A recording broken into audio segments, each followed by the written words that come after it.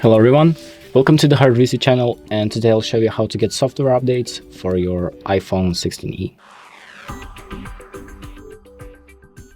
So the iPhone 16e is a new device and will basically have support with new softwares all the way up until 2031. So quite a long time from now.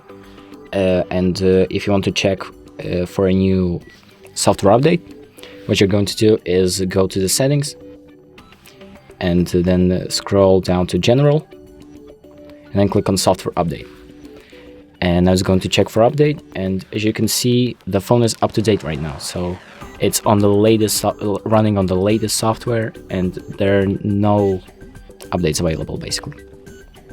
And if you do have an update right here, it will show up. What you can do is just update your phone, and it's going to take a while, a few minutes, but once you're done, you'll be up to date and on the latest software update. And that's about it. Thank you for watching. I hope this video helps, and make sure to like and subscribe.